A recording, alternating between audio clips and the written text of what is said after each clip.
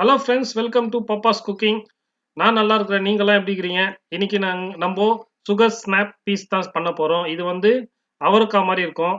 சாப்பிட்றதுக்கு நல்லா சூப்பராக இருக்கும். நாங்கள் இருக்கிற இடத்துல இதுதான் எங்களுக்கு கிடைக்கும்.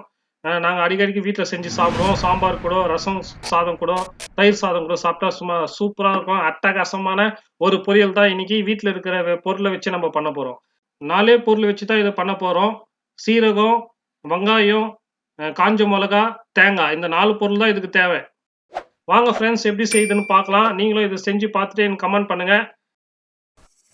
Welcome to Papa's Cooking. Sugar snap peas எடுத்துக்கினேன். இது வந்து நம்ம எப்படி க்ளீன் பண்ணுறதுன்னு நான் உங்களுக்கு காமிக்கிறேன். இது வந்து 2 பக்கம் நார் இருக்கும். அந்த நாரை வந்து நம்ம உரிச்சு இது மாதிரி எடுத்துடணும். இல்லைன்னா நம்ம சாப்பிடும் போது சில பேருக்கெல்லாம் வயிறு வலி எடுத்துக்கும். இது மாதிரி க்ளீனாக உரிச்சு எடுத்துருங்க. 2 பக்கமும் சில டைமில் நார் நல்லா பெருசாக இருக்கும். அது மாதிரி இது மாதிரி உச்சி எடுத்துட்டிங்கன்னா நம்ம சாப்பிடும் போதே வாயிலெல்லாம் மாட்டாது. நம்ம இது வாஷ் பண்ணுறதுக்கு முன்னாடி எல்லாத்தையும் இது மாதிரி க்ளீன் பண்ணி எடுத்துக்கலாம். பார்த்தீங்களா, இது மாதிரி தனியாக எடுத்து வச்சுட்டேன். இது வந்து நீங்கள் வந்து வேஸ்ட் பண்ணாதீங்க. பிளான்ட்டுக்கெல்லாம் போடலாம். இன்டோர் பிளான்ட்டுக்கெல்லாம் போட்டால் நல்லா சூப்பராக ஸ்ட்ரென்த்தாக நல்லா வளரும். எங்கள் வீட்டுக்கு அப்படி தான் நான் போடுறேன்.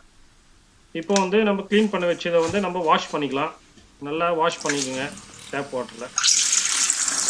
இந்த காய் வந்து நம்ம ஊர் அவரைக்காய் டேஸ்ட் இருக்கும், ஆனால் கொஞ்சம் ஸ்வீட்டாக இருக்கும். நல்லா வாஷ் பண்ணி எடுத்துக்கலாம். எடுத்துகிட்டு நம்ம இது வந்து சின்ன சின்னதாக கட் பண்ணிக்கிறேன் நான். நீங்கள் வந்து உங்களுக்கு இதோட சின்னதாக வேணாலும் நீங்கள் கட் பண்ணிக்கலாம், இல்லை பெருசாக வேணாலும் நீங்கள் கட் பண்ணிக்கலாம். உங்களுக்கு எப்படி பிடிக்குதோ அதுக்கு தகுந்த மாதிரி நீங்கள் சைஸை வந்து கட் பண்ணிக்கோங்க.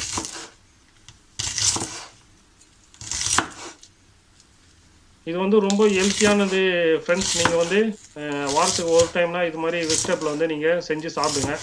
உடம்புக்கு ரொம்ப நல்லது. இது நான் கட் பண்ணி வச்சுட்டு ஒரு மீடியம் சைஸு ஆனியன் எடுத்துகிட்டு நான் நீல வாக்கில் வந்து கட் பண்ணிக்கிறேன். இது வந்து நான் வந்து ரெட் ஆனியன் எடுத்துக்கிறேன். ஏன்னா green colour vegetable red onion வந்து சேர்த்துட்டேன், கலர்ஃபுல்லாக இருக்குன்றதுனால. இது மாதிரி நம்ம வடைக்கெல்லாம் கட் பண்ணோம் பார்த்தீங்களா, அது மாதிரி கட் பண்ணிக்கோங்க. கட் பண்ணிவிட்டு பேன் சூடு பண்ணின்னு ஆயில் ஊற்றிங்க.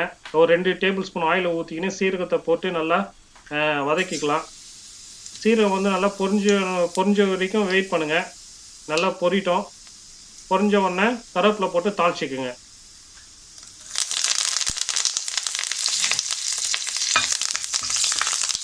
இப்போ நம்ம வெட்டி வச்ச வெங்காயத்தை சேர்த்துக்கலாம். வெங்காயம் சேர்த்துட்டு நல்லா வதக்குங்க, பச்சை வாசனை போகிற வரைக்கும்.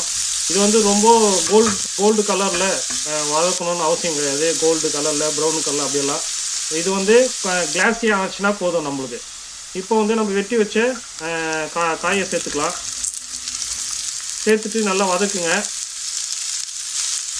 பார்த்தீங்கன்னா பார்க்கும்போது நல்லா கலர்ஃபுல்லாக இருக்குது. ரெட்டு க்ரீனு சூப்பராக இருக்குது.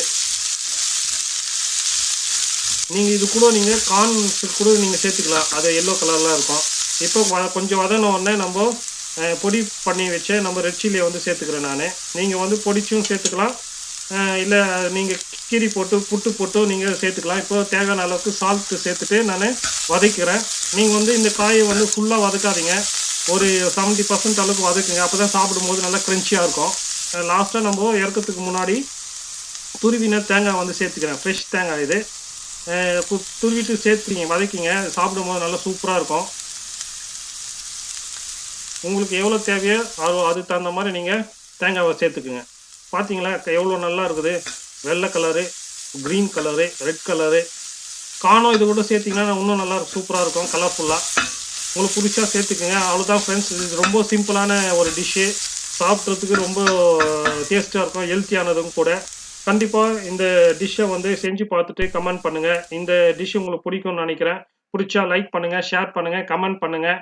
பெல் பட்டனை நீங்கள் கிளிக் பண்ணுங்கள். அப்போ தான் நாங்கள் ஒரு வீடியோவும் உங்களை வந்து சேருவோம் நாங்கள் போடுறது. உங்களுக்கு ஆதரவுக்கு நன்றி. மீண்டும் சந்திப்போம் அடுத்த வீடியோவில். Thanks for watching Papa's Cooking. Don't forget to like, share and subscribe.